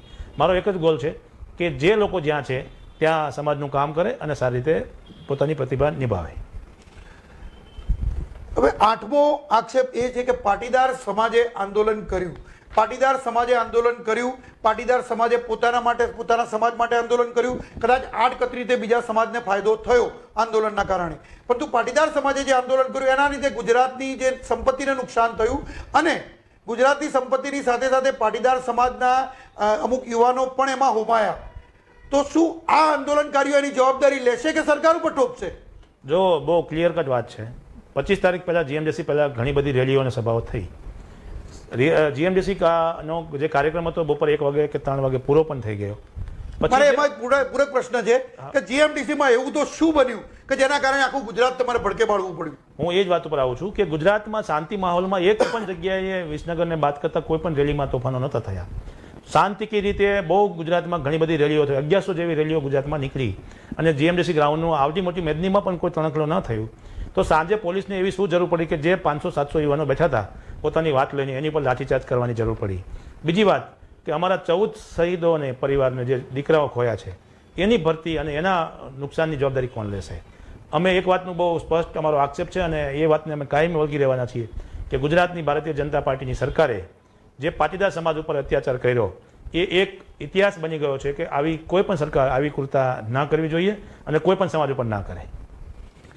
સમાજ એટલે તમે એવું માનો છો કે પાટીદાર સમાજ ઉપર સરકારે ક્રૂરતા કરી તો આ જે નુકસાન થયું એની જવાબદારી સરકારની છે, પાટીદાર સમાજ આંદોલન સમિતિની નથી? બિલકુલ, કાયદો અને વ્યવસ્થા જાળવવાની સંપૂર્ણ જવાબદારી સરકારની હોય છે. અને બીજી બાબત કે અમે જ્યારે જીએમડીસી કાર્યક્રમ કર્યો ત્યારે પણ સરકાર દ્વારા સરકારે તમને એ વખતે સપોર્ટ નહીં, સરકારે તમને સપોર્ટ કર્યો તો એ વખતે સરકારે તમને કોઈ ટોલ ટેક્સ નહોતા લીધા, દરેક લોકોને આવવા દીધા હતા, યજ્ઞેશભાઈ હું એ વાત કોઈ કલમ નહોતી લગાડી 144 કે એવી કોઈ? તો હું એ જ વાત ઉપર આવું છું કે તો એનો મતલબ એવો થાય છે કે સરકારે આ બધું જાણી જોઈને કર્યું છે. હું એ જ વાત ઉપર આવું છું કે સરકારે તમામ વસ્તુઓનો અમારી પાસે અમારી માંગણી મુજબની અમે પરમિશન લઈને બેઠા હતા. અમારી ઉપર ટોલ ટેક્સની માંગણી હતી, ટોલ ટેક્સ પણ ફ્રી કર્યો હતો. તો સરકારે એવી શું જરૂર પડી? લોકો તો પોતપોતાના ઘરે જઈ રહ્યા હતા, તો રાતે તમારે 500 કે 700 માણસો બેઠા હતા, એની ઉપર લાઠીચાર્જની જરૂરિયાત શું પડી? એનો જવાબ કેમ સરકાર આપતી નથી? કયા કોના કહેવાથી ઓર્ડર મળ્યો, કોના કહેવાથી ગોળીબાર થયા? એ બધા જ પ્રશ્નોના જવાબ આપવાના બદલે તમે આંદોલનકારીઓ પર આક્ષેપ કરી રહ્યા છો, તમે એને રાજદ્રોહી ચિતરી રહ્યા છો. એટલે સરકારને આ મારો સવાલ છે કે ખરેખર રાજદ્રોહ કોણે કર્યો છે? દર્શક મિત્રો, સરકારના આની સામે ખુલાસા એવા છે કે સરકારે એ વાત એવી રજૂ કરી હતી કે માત્ર સભાની મંજૂરી આપવામાં આવી હતી, ઉપવાસની કોઈ મંજૂરી આપવામાં આવી નહોતી. અને હાર્દિક પટેલની એક એવી જીદ હતી કે ઉપવાસ કરવું અને આનંદ પહેલા કલેક્ટર, ત્યારબાદ આનંદીબેન પટેલ જે મુખ્યમંત્રી તત્કાલીન મુખ્યમંત્રી હતા ગુજરાતના, એ પોતે આવી અને મારું આવેદનપત્ર અહીંયાથી સ્વીકારી જાય. આ જીદની સામે જે ખરા એ જીદની સામે સરકારે પોલીસે કદાચ એમને ઊભા થવાની વાત કરી અને આમાં ક્યાંક ચર્ચા થઈ ગઈ. એવો સરકારનો બચાવ છે. તો આ બચાવને તમે જે ખરો એ તમે સાચો ગણો છો? ના, બિલકુલ ખોટો વાહિયાત આક્ષેપ છે. હું તમને વાત કરું કે 4000 પોલીસ હોય અને 600 માણસો ત્યાં બેઠા હોય ત્યારે આ ગુજરાતની પોલીસ શું એટલી બધી કાયર હતી, એટલી બધી માંગણી હતી કે એ કંટ્રોલ ન કરી શકે? બીજી વાત, અમે બધા સાક્ષીઓ છીએ, તાજના સાક્ષીઓ. બીજા લોકોએ તો મંજૂરી તમને માત્ર મંજૂરી અમને સાંજે 6 વાગ્યા સુધીની હતી. અમે એક્સટેન્શન માટે વાત પણ કરી હતી. અને બીજી વાત, મંજૂરી અને બધી ઘણી બધી વસ્તુ સમય સંજોગો જે થયું હોય તે સરકારને લાઠીચાર્જની જરૂરિયાત શું કામ, તેને કોના કહેવાથી ઓર્ડર આપવો પડ્યો? પહેલી વાત તો એ છે કે લાઠીચાર્જ શું કામ જરૂરિયાત પડી? તમે આજે 600 માણસો બેઠા હતા, એમાં હાર્દિક પટેલ, બીજું કે હું પોતે સાક્ષી છું, અમને કોઈ પણ સરકાર દ્વારા એવું ઇન્ટિમેશન આપવામાં નથી આવ્યું કે તમે ઊભા થાઓ અથવા તમે ઘરે જતા રહો. અમને એમ પણ વાત કરવામાં નથી આવી કે તમારી સાથે શું માંગણી છે અને હવે તમે કઈ રીતે બેસવાના છો. અમે જાહેરાત કર્યા પછી તમામ લોકોને અમે જવાનું અમે જ પોતે કીધું તમે ઘરે જતા રહો. જો અમારો બદ ઇરાદો હોત તો અમે લોકોને કીધું હતું તમે બધા અહીંયા બેસી જાઓ. જે તે સમયે જીએમડીસીની અંદર ઉપવાસ ઉપર બેસવાનો નિર્ણય અને આ જે 6 વાગ્યા પછી જ્યારે જે સભાસ્થળ નહીં છોડવાનો નિર્ણય એ કોનો હતો? એક વ્યક્તિગત હતો કે સમિતિનો હતો? ના, જો આમાં કોઈ વ્યક્તિગત નિર્ણયો ક્યારે હોતા નથી. સમિતિએ નિર્ણય કર્યો, કોને નિર્ણય કર્યો એ ભૂતકાળ છે. પરંતુ સૌથી મોટો પ્રશ્ન યજ્ઞેશભાઈ આજની તારીખમાં પણ એ જ છે કે લાઠીચાર્જ કરવાનો ઓર્ડર કોણે આપ્યો? સરકારે આપ્યો તો શું કામ આપ્યો હતો? અથવા પોલીસે પોતાની રીતે કર્યો સરકારની સિસ્ટમ વગર તો શું કામ કર્યો અને એની પર શું પગલાં લેવાયા? પ્રજાનો એવો પણ આક્ષેપ છે દિનેશભાઈ કે પાટીદાર આંદોલન જે થયું, પાટીદાર આંદોલનની અંદર તમે પાટીદાર સમાજ માટે જ્યારે આંદોલન કરી રહ્યા હતા અને એ આંદોલનની અંદર તમે પાટીદાર મુખ્યમંત્રી, પાટીદાર ઉર્જા મંત્રી, પાટીદાર ગૃહમંત્રી તમે ગુમાવ્યા અને ગુજરાતમાં જે ખરું એ સત્તા પરિવર્તન થયું, તો શું તમે સમાજનું ભલું કર્યું કે સમાજ માટે નુકસાન કર્યું? જો સરકારો અમને કહેવાથી મુખ્યમંત્રી બદલાવતી હોય ને બેસાડતી હોય તો હું આજે એમ કહીશ કે યજ્ઞેશભાઈને મુખ્યમંત્રી બનાવી દો. સરકાર એના પોતાના વિખવાદમાં આનંદીબેનનો ભોગ લેવાયો હોય કે સરકારે શું સ્ટેટસ લીધી હોય તો સરકારનો પ્રશ્ન છે. કેમ અમે 2000 આનંદીબેન ગયા પછી અમારું આંદોલન ચાલુ નહોતું?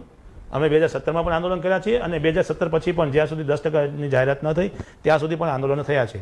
આજે અમે વિજયભાઈ રૂપાણીની સરકાર સામે લડત કરી રહ્યા છીએ એનો મતલબ એવો નથી કે અમે વિજયભાઈની સામે લડી રહ્યા છીએ. જો મુખ્યમંત્રી બીજા હોય તો બીજા સામે પણ અમે લડતા હોઈએ.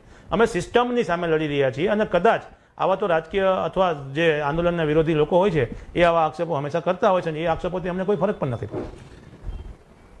દિનેશભાઈ જે પ્રમાણે ખુલાસા કરી રહ્યા છે, પ્રજાના પ્રશ્નોના, પ્રજાના આક્ષેપોના જવાબ આપી રહ્યા છે, દિનેશભાઈ આપની પર એક આક્ષેપ પણ પ્રજા એવો લગાડી રહી છે કે પાટીદાર આંદોલન જે ખરું એ તમે એક જ્ઞાતિવાદી આંદોલન કર્યું, જ્ઞાતિવાદી આંદોલનમાં તમને તરછોડાયા, સમાજે અન્ય સમાજોની તમને તે થયું, એના કારણે અને બાકીના તમારા મિત્રો બીજે સેટ થઈ ગયા અને એ તમે આંદોલન જે ખરું એ તમને યોગ્ય નહોતું લાગ્યું કે સમાજનું આંદોલન હતું, એટલે તમે અત્યારે હાલ સર્વ સમાજને સાથે લઈ અને લોકરક્ષક કે જીપીએસસી કે ટેટ ટાટની પરીક્ષાઓ હોય એની જે ભરતી છે એની ભરતીના જે યુવાનો અને જેમને અન્યાય થઈ રહ્યો છે, કથિત અન્યાય થઈ રહ્યો છે, એ અન્યાય સામે તમે આંદોલન કરી રહ્યા છો, તો શું તમે તમારા પોતાની જાતને જીવંત રાખવા માટે પ્રયત્ન કરી રહ્યા છો? જો યજ્ઞેશભાઈ, પાટીદાર આંદોલનથી મને ઓળખ મળી છે. પાટીદાર આંદોલનથી મને ગુજરાતના લોકો ઓળખતા થયા છે. મારો સમાજ, મારો પરિવાર એ મારા માટે મહત્ત્વનો હોય જ, અને દરેક વ્યક્તિ માટે પોતાનો સમાજ મહત્ત્વનો હોય. આજે જે પ્રશ્ન છે એસટી એસસી ઓબીસી સમાજના કે તમામ યુવાનોના, ચાલો પાટીદાર સમાજની વાત તો સાઈડમાં રાખીએ. શું એસટી એસસી ઓબીસીના સમાજના યુવાનોને ખબર નથી કે આ અમારો પ્રશ્ન છે અથવા કયા સમાજના લોકો આની સાથે છે? પ્રશ્ન એ નથી. કોઈ પણ બેરોજગાર હોય કે કોઈ પણ માંગણી કરતાને ક્યારેય જ્ઞાતિ જાતિ હોતી નથી. ફક્ત ને ફક્ત વાત હોય છે એના પ્રશ્નોની વાચા કોણ આપે છે, એના પ્રશ્નોને રજૂઆત કોણ કરે છે અને યોગ્ય પ્લેટફોર્મ ઉપર એનો ઉકેલ કોણ લાવે છે. ઘણા બધા લોકો ઈચ્છતા હોય, ઘણા બધા લોકો ના પણ ઈચ્છતા હોય, પરંતુ આજે મુદ્દાને રજૂઆત કરવા માટે હું જઈ રહ્યો છું. મારી સાથે ઘણા બધા લોકો આવી રહ્યા છે અને હું ઘણા લોકો સાથે જઈ રહ્યો છું. એ પ્રશ્ન આ તમે અત્યારે જે આંદોલન ચલાવી રહ્યા છો, પહેલા માત્ર પાટીદાર આંદોલન જે ચલાવતા હતા, પાટીદાર આંદોલન પાટીદારોના હક માટે લડતા હતા, અને અત્યારે હાલ જે આંદોલન ચલાવી રહ્યા છો એમાં તમને કયા કયા સમાજનો સપોર્ટ છે અને કયા સમાજોને તમે તમારી કમિટીમાં સ્થાન આપ્યું છે? જે નવી તમે કમિટી બનાવી અત્યારે, જે અત્યારે હાલ જે તમે બનાવી છે કે જે શિક્ષિત યુવા બેરોજગાર સમિતિની રચના કરી, તો આ શિક્ષિત બેરોજગાર યુવા સમિતિમાં તમે કયા સમાજોને સ્થાન આપ્યું છે? જો દરેક સમાજના વિદ્યાર્થીઓ છે, દરેક સમાજના ફેકલ્ટીના વિદ્યાર્થીઓ છે. કઈ સમાજમાંથી કોઈ આવે છે એ ડિફાઇન કરવાનું બિન અનામત વર્ગની વાત છે ને? ના, અત્યારે હાલના યુવા શિક્ષિત બેરોજગાર સમિતિની વાત કરું છું. એમાં કોઈ પણ વસ્તુ ડિફાઇન કરવાના બદલે તમામ બેરોજગારો છે, તમામ પરિવારમાંથી આવતા, તમામ વર્ગમાંથી આવતા લોકો છે. અને કમિટીની રચના હું નથી કરતો, કમિટીની રચના કમિટીના લોકો કરતા હોય છે. અને વ્યક્તિગત એક પણ નિર્ણય એમાં સમિતિમાં કોઈ પણ વ્યક્તિ, ચાહે યુવરાજભાઈ હોય, ચાહે રોહિતભાઈ માળી હોય, ચાહે જનકભાઈ મકવાણા હોય કે કમલેશભાઈ સોલંકી હોય, કોઈ પણ નિર્ણય એકલા લેવાતો નથી. તમામ નિર્ણયો સામૂહિક લેવાય છે અને તમામ નિર્ણયમાં તમામ સમાજના લોકો અને તમામ વર્ગના લોકો અને તમામ પરીક્ષાના લોકો એમાં મુખ્ય પ્રતિનિધિત્વ કરતા હોય છે. અમે ફક્ત ને ફક્ત એનો માધ્યમ બની અને અમારા ભવિષ્ય માટે, કે મારા દીકરાના ભવિષ્ય માટે, કે મારા પરિવારના ભવિષ્ય માટે, અથવા મારા ગુજરાતના જેટલા વિદ્યાર્થીઓ છે એના ભવિષ્ય માટે અમે આ લડાઈ કરી રહ્યા છીએ. આમાં હું તમામ લોકોને એક વિનંતી કરું છું કે આને જાત પાત અને વાદ વિવાદથી દૂર રાખવું જોઈએ, કારણ કે આ કોઈના પરિવારનો રોજગારીનો સવાલ છે, કોઈના પરિવારની જિંદગીનો સવાલ છે.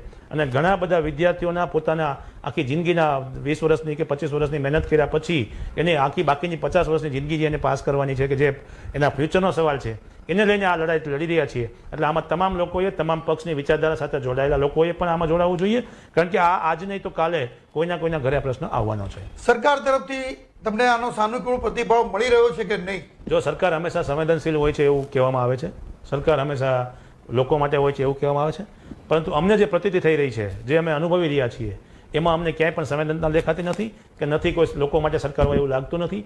ભારતીય જનતા પાર્ટીની સરકાર છે, એટલે હું ભારતીય જનતા પાર્ટી પર આક્ષેપ કરીશ. કદાચ કોંગ્રેસ હોય તો કોંગ્રેસ પર આક્ષેપ કરે. ભારતીય જનતા પાર્ટીની સરકાર લોકો માટે નહીં પણ પોતાની સત્તા માટે બનાવવા માટે બેસેલી હોય એવું અમને લાગી રહ્યું છે. કારણ કે ગુજરાતમાં ધારાસભ્યોને લેવા માટે એની પાસે સમય છે, લોકોના પ્રશ્નો સાંભળવા માટે સમય નથી, અને એના માટે કોઈ પણ જાતના પ્રી પ્લાનિંગ નથી, અથવા કોઈ પ્લાનિંગ થઈને કોઈ પ્રશ્નનો ઉકેલ આવે એવું સંકલન જે ભારતીય જનતા પાર્ટીના આગેવાનો કે સત્તામાં બેઠેલા મંત્રીઓ અને અધિકારીઓ વચ્ચે નથી, એનો ભોગ પ્રજા બની રહી છે. આવો મારો ખુલ્લો આક્ષેપ છે. આપ દિનેશભાઈ આક્ષેપ કરી રહ્યા છે ભારતીય જનતા પાર્ટી એ જે કરી એ સંવેદનશીલતાનો ઢોળ કરે છે એવો આક્ષેપ એમનો છે. પરંતુ દિનેશભાઈ, આપને મારો એક સીધો સવાલ છે કે આ પહેલાં તમે જે એલઆરડીનું આંદોલન લઈને નીકળ્યા હતા, અને મને ખ્યાલ છે ત્યાં સુધીમાં માત્ર 6 દિવસની અંદર એ આંદોલન જે કર્યું એ સમેટી લીધું, એ આંદોલનનો સુખદ નિકાલ આવ્યો, તો શું એમાં સરકારની સંવેદનશીલતા આપને ન દેખાઈ? જો 73 દિવસ એસટી એસસી ઓબીસીની દીકરીઓ બેસી રહી, અમે લોકો રસ્તા પર આવ્યા ત્યારે પણ ઉકેલ થયો. 6 દિવસ કે 70 દિવસ મહત્વના નથી. એ પ્રશ્ન સરકારે ઊભો કર્યો, સરકારના પ્રશ્નોને કારણે ઊભો થયો, અને સરકારે એનો યોગ્ય સમયમાં ઉકેલ લાવી દેવો જોઈએ. હું નથી કહેતો કે પ્રશ્ન ઊભા ના થાય. દરેક સરકારની કંઈક ને કંઈક મુશ્કેલીઓ હોય છે, કંઈક એની સિસ્ટમ હોય છે. પ્રશ્ન ઊભો થાય છે જ્યારે જન જાગૃત અથવા જન લોકો જ્યારે આંદોલન ઉપર ઉતરે છે, ત્યારે જ સરકારના હાથ ધ્યાનમાં કેમ આવે છે? મોટો પ્રશ્ન ત્યાં છે. આજે આ પ્રશ્નો પૂરા થઈ જાય તો શું દિનેશ બાંભણી આંદોલન કરવા નીકળી શકશે? આજે હું પ્રશ્ન મેં રજૂઆત કરી પ્રશ્નના યોગ્ય સમયમાં ઉકેલ આવે મારો કહેવાનો મતલબ એ છે કે 6 દિવસમાં જ્યારે નિકાલ આવ્યો હતો ત્યારે તમને સરકારની સંવેદનશીલતા દેખાઈ હતી, તમે સરકારનો આભાર પણ માન્યો હતો. દાદા હું એ જ વાત કરું છું કે કેટલા દિવસ મોડી, પેલા 6 દિવસ તો અમે બેઠા, 73 દિવસ તો પેલી દીકરીઓ બેઠી. તમે તમારું આંદોલન જે શરૂઆત કરી, હું મારી આંદોલનની જ વાત કરું છું, હું એલઆરડીના આંદોલનની જ વાત કરું છું કે 73 દિવસ પેલી દીકરીઓને બેસવું પડ્યું અને એના પછી 6 દિવસ અમારે બેસવું પડ્યું, રસ્તા ઉપર સૂવું પડ્યું, રસ્તા ઉપર રોકાવું પડ્યું. ગાંધીનગરમાં જે 6 દિવસનો માહોલ ઊભો થયો અથવા 70 દિવસનો જે માહોલ ઊભો થયો, એ માહોલનું રીઝન શું કામ એવું ઊભું થાય છે? સરકાર કેમ યોગ્ય સમય નિર્ણય નથી લઈ શકતી? એટલે સરકાર નિર્ણય લેવામાં ઢીલ કરે છે, કારણ કે સરકારે જે તે વખતે નિર્ણય લીધો કે 6 દિવસનો નિર્ણય. 2015ના વિદ્યાર્થીઓને આજે નિમણૂક ના મળે, જેનું પોલીસ વેરિફિકેશન થઈ ગયું છે, ડોક્યુમેન્ટ વેરિફિકેશન થઈ ગયું છે, તમામ પરીક્ષાઓ પાસ કરી લીધી છે. એવી મુખ્યત્વે કઈ પરીક્ષાઓ છે? જીપીએસસી છે, ટેટ 1 છે, ટેટ 2 છે. આજે એના ગ્રાન્ટેડ શિક્ષકોની ભરતીની અંદર જે ખરો એ તમે પ્રશ્ન ઉઠાવ્યો છે, તો શિક્ષકોની ભરતીમાં મુખ્ય પ્રશ્ન કયો છે તમારો? ટેટ 1ના 1 થી 5ના ધોરણના વિદ્યાર્થીઓ જે છે પરીક્ષા આપી છે, તેની માર્કશીટની વેલિડિટી ઓક્ટોબરમાં પૂરી થઈ રહી છે. બીજું કે જેટલી ભરતીઓ સરકાર મહેકમ બહાર પાડે છે, જ્યારે એ વખતે બજેટ બહાર પાડે છે અથવા ભરતીઓની તારીખો જાહેર પડે છે, એ યોગ્યસર સમયે કેમ લેવાતી નથી? સૌથી મોટો પ્રશ્ન એ છે. કદાચ એકાદી પરીક્ષામાં તમારે કોઈ ફોલ્ટ આવે, કોઈ બધાય. આજે છેલ્લા 5 વર્ષમાં કેટલી પરીક્ષાઓ રદ થઈ? શું કામ રદ થઈ? એકની એક પરીક્ષા 3 વાર લેવાની. બિન સચિવાલયની પરીક્ષા તમે જુઓ 2017ની ભરતી છે. બીજું કે સરકારની સિસ્ટમની ખામીનો ભોગ વિદ્યાર્થીઓ શું કામ બને છે? સાહેબ આમાં તો ક્યાંક ને ક્યાંક વિચારવું જ પડે એમ છે, કારણ કે સરકારની આજે હું એક ખોટો સરકારની સિસ્ટમ ક્યાં ખોટી છે તમે જણાવી શકો છો? હા, ટેકનિકલી બાબતમાં સરકાર અને કોન્ટ્રાવર્સી જે અધિકારીઓ વચ્ચે થઈ રહી છે, એ સૌથી મોટો દૂષણ છે અને મોટો પ્રોબ્લેમ છે. મારો ખુલ્લો આક્ષેપ છે કે અધિકારીઓ જે આઈએસ હોય, આઈપીએસ હોય કે જે અધિકારીઓ છે, એ પબ્લિકને મળવાની પણ આ સમય નથી આપતા. જે લોકો ભોગ બની રહ્યા છે એની સાથે વાતચીત કરવા પણ તૈયાર નથી હોતા. તો આ તો કયા પ્રકારની લોકશાહી છે? એટલે લોકશાહી જે ખરી એ લોકશાહીની ઢબે સરકાર ચાલતી નથી અને સરકાર જે કરી એ લોકશાહીનું ખંડન કરી રહી છે, એવો આક્ષેપ તમે કરી રહ્યા છો? જી બિલકુલ. કોઈ પણ વ્યક્તિને પોતાના પ્લેટફોર્મ માધ્યમથી પોતાનો વિરોધ કરવાનો ભારતના સ્વતંત્ર અધિકાર છે, ભારતના બંધારણમાં આપેલો છે. એને વિરોધ પણ નથી કરવા દેવામાં આવતો. જે વિદ્યાર્થીને ખબર નથી એને તો અટક કરીને પોલીસ સ્ટેશનમાં બેસાડી દેવામાં આવે છે. તમારી પર કેસ કરવામાં આવશે, તમારી પર આમ કરવામાં આવશે, તમને પકડી જઈશું, તમે આમ કરશો તો આમ કરી નાખશું. જેટલા પ્રકારના બ્લેકમેલિંગ હોય છે એ તમામ બ્લેકમેલિંગ પોલીસ દ્વારા.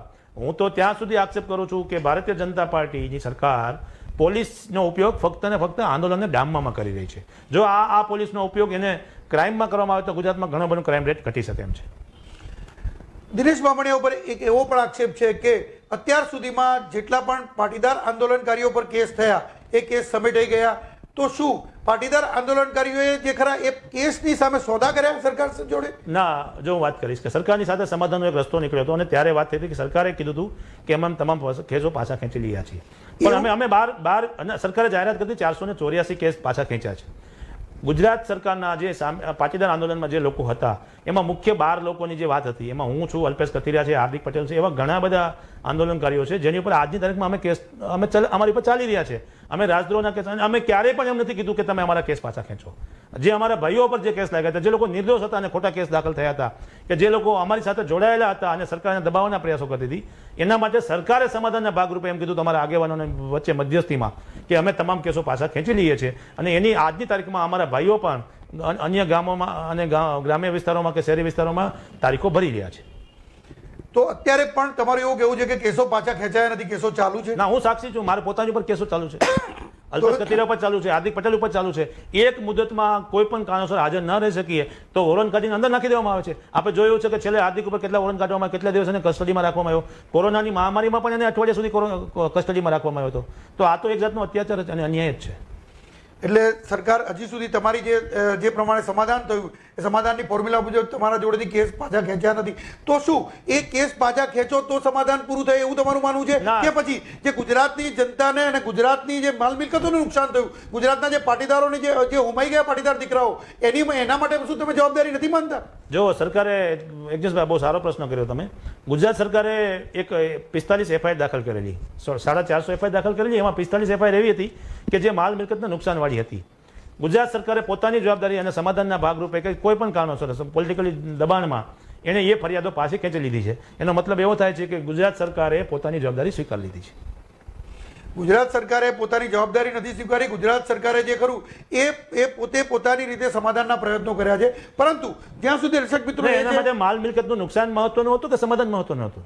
માલ મિલકતને, સરકારી માલ મિલકતને નુકસાન કરવું અને કોઈ પણ લોકોને ઉશ્કેરવા, આ જે ખરું એ પણ કાયદામાં ગુનો ગણી શકાય છે. અને આ ગુના અન્વયે જે તમારી પર કેસો નોંધાયા હતા એ કેસોને તમે સરકારને દબાણ કરી અને તમે સમાધાનની ફોર્મ્યુલા સ્વરૂપે એ કેસોને પાછા ખેંચવા માટે સરકારને જોડે બ્લેકમેલિંગ કર્યું, તમે હાર્દિક પટેલ અને આખી ટીમે, એવું ન કહી શકાય એમાં? ના, અમે ક્યારે સરકારને કેસ પાછા ખેંચવાની રજૂઆત જ નથી કરી. આંદોલન સમિતિએ રજૂઆત કરી અને મધ્યસ્થીઓએ વાત કરી કે સરકાર તમામ કેસો પાછા ખેંચશે. જો અમારે સમાધાન અને બ્લેકમેલિંગ, આંદોલન સમિતિ એટલે કોણ? હાર્દિક પટેલ, કેતન પટેલ, વરુણ પટેલ, દિનેશ બામણિયા અને રેશમા પટેલ, ઘણા ઘણા માણસોનો એક સમૂહ હતો, ચિરાગ પટેલ. હું અજ્ઞેશભાઈ એ વાત ઉપર જાઉં છું કે સમિતિએ માંગણી કરી કે આટલા કેસો ખેંચાવા જોઈએ. જો અમારે બ્લેકમેલિંગ કરવું હતું તો અમારા કેસો પાછા ખેંચવાની માંગણી અમે કરી હોત. અમે ક્યારેય કરી નથી. બીજી બાબત એ છે કે ગુજરાત સરકાર, ફરીથી તમને વાત ધ્યાન દોરીશ કે ગુજરાત સરકારે એ વખતના આંદોલનમાં જે ભાગ ભજવ્યો અને જે વસ્તુ ઊભી થઈ છે એનો ડ્યુરેશન એને 4 વર્ષ પછી 10% EWSની જાહેરાત કરી છે. તો એ બંધારણની જોગવાઈ તો પહેલાં પણ થઈ શકતી હતી. તો આટલો બધો માહોલ ઊભો થવાની ક્યાં જરૂર હતી? આ બધો પ્રશ્ન ઊભા થવાની ક્યાં જરૂરત હતી? સરકારે એમ કીધું હતું કે તમે ખોટા રસ્તે જઈ રહ્યા છો, ખોટી માંગણી કરી રહ્યા છો, અને એના ઉપરથી અમારી ઉપર રાજદ્રોહના કેસ દાખલ કરવામાં આવ્યા અને એ જ માંગણીના હવાલો આપીને 10% EWSની જોગવાઈ કરવામાં આવી છે. તો એનો મતલબ શું થયો? અમે ખોટા કે સરકાર ખોટી? દર્શક મિત્રો, સરકાર પોતે પોતાની રીતે રજૂઆત કરી રહી છે, આંદોલનકારીઓ પોતે પોતાની રીતે રજૂઆત કરી રહ્યા છે, પરંતુ આમાં પીસાઈ રહી હતી પ્રજા. હવે છેલ્લો આક્ષેપ જે ખરો એ આપણે કાર્યક્રમની સમાપ્તિ કરીએ એ પહેલા છેલ્લો આક્ષેપ છે દિનેશ બામણિયા ઉપર કે સમાજની અવગણના કરી અને તમે તમારી મહત્વાકાંક્ષા સંતોષવા માટે અને પોતાના વર્ચસ્વને જીવંત રાખવા માટે એક એક પછી કરીને નવા મુદ્દા ઉપસ્થિત કરી અને તમે તમારી ફેમ જે ખરી એ પ્રજાની અંદર જાગૃત રાખવા માંગો છો? ના, હું મુદ્દા ઊભા કરું ને ગુજરાતમાં મુદ્દા ઊભા થાય એવી મારી ક્યાં તાકાત છે? ગુજરાતના મુદ્દાઓ ઊભા જ છે. દિનેશ બામણિયા નહીં હોય તો બીજા કોઈ લડશે. હું શિક્ષણ અને રોજગાર સાથે જોડાયેલો વ્યક્તિ છું અને મેં 2015થી અને એની પહેલાં પણ અમે ઘણા બધા આંદોલનો 2011માં પણ કર્યા છે. અમારો એક જ મુદ્દો હોય છે કે એજ્યુકેશનનો ઉપયોગ અને મા બાપ અને પરિવારો જે એની પર ખર્ચો કરે છે અથવા જે એની આશા હોય છે એમાં અન્યાય ના થાય એના માટેના બનતા પ્રયાસો કરીએ. અમે કોઈ પણ એવી વસ્તુ નથી કહેતા કે અમે હોય તો થાય અથવા અમે હોય તો ના થાય.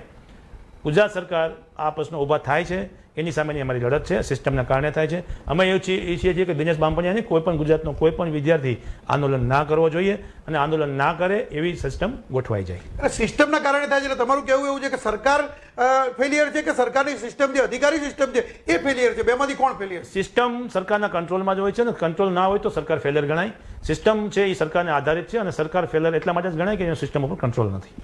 એટલે દિનેશ બામણિયાનો સરકાર પર પણ એવો આક્ષેપ છે કે સરકાર ફેલિયર છે, સરકાર પર સિસ્ટમનો જે કંટ્રોલ નથી. પરંતુ જે પ્રમાણે સરકારે અત્યાર સુધીની અંદર તમામ પ્રશ્નોને જે આવરી લીધા, તમામ પ્રશ્નોનો નિકાલ પણ કર્યો, સરકારે ઘણા બધા પ્રશ્નોમાં પીછેહટ પણ કરી, પરંતુ સરકારે ગુજરાતની પ્રજાનું વિચાર્યું અને સંવેદનશીલતા વિચારી એવું સરકારનું અધિકારીઓનું અને સરકારના જે પદાધિકારીઓનું પણ કહેવું છે. મુખ્યમંત્રીશ્રીએ પણ જે પ્રમાણે સ્ટેટમેન્ટો કર્યા હતા, પરંતુ જે પ્રમાણે પાટીદાર આંદોલન સમિતિ જે કરી એ જ્યારે રચાઈ એ પાટીદાર આંદોલન સમિતિ રચાઈ, મુખ્ય એજન્ડા જુદા હતા. પાટીદાર આંદોલન સમિતિ જે રચી અને એની સાથે સાથે પાટીદાર આંદોલને માત્ર જ્ઞાતિવાદી રાજકારણ કર્યું, પાટીદાર આંદોલન માટે પાટીદારો માટે જ કર્યું. પરંતુ સરકારે જ્યારે બધા જ સમાજોનો ફાયદો આપ્યો ત્યારે હાર્દિક પટેલે એક તબક્કે લોલીપોપ ગણાવી એનો વિરોધ કર્યો હતો.